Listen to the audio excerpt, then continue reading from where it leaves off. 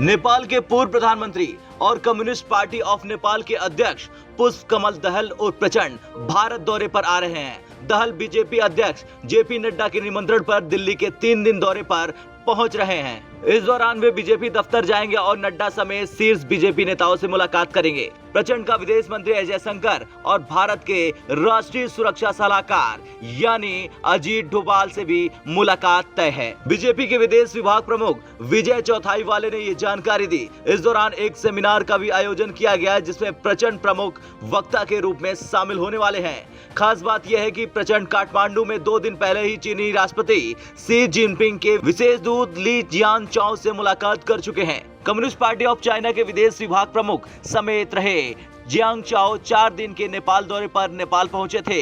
इस दौरान उन्होंने प्रचंड सहित सभी प्रमुख वामपंथी दलों के नेताओं से मुलाकात की। ली ने समान विचारधारा वाले दलों को एकजुट होने का संदेश दिया था।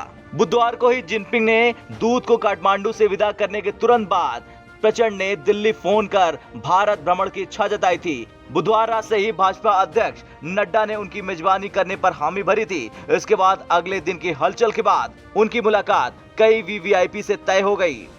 नेपाल के पूर्व पीएम प्रचंड की इच्छा है कि उनकी मुलाकात प्रधानमंत्री नरेंद्र मोदी से भी हो, लेकिन अब तक ये मुलाकात तय नहीं हो पाई। राजनीतिक हलकों में इस मुलाकात के अलग अलग मायने निकाले जा रहे हैं। बता दें, नेपाल भारत का सबसे नजदीकी पड़ोसी है। नेपाल के पूर्व 2 बार के प्रधानमंत्री रह चुके दहल एक प्रभावशाली कम्युनिस्ट नेता है। दहल का भारत में राजनीतिक नेताओं के साथ घनिष्ठ और व्यक्तिगत संबंध भी है, इसलिए इस दौरे का काफी महत्व हो जाता है। इससे पहले भारतीय जनता पार्टी के राष्ट्रीय अध्यक्ष जेपी नड्डा ने मुख्यालय पर 7 देशों के राजनयिकों के साथ बैठक की थी। इस दौरान इन देशों में लाओस, रूप, क्यूबा, ताजिकिस्तान, किर्गिस्तान, उज्बेकिस्तान, तुर्की शामिल थे। इस मुलाकात के बाद बीजेपी के अध्यक्ष ने अपने ट्वीट में लिखा था, बीजेपी को जानो, पहले की तरह हमारे पार्टी मुख्यालय में विभिन्न देशों के प्रतिनिधियों से मिलना सम्मान की बात है। ये भाजपा की विचारधारा और पहल के बारे में गहन चर्चा करने के लिए राजनयिक समुदाय तक हमारी पार्टी की पहुंच के क्रम में है।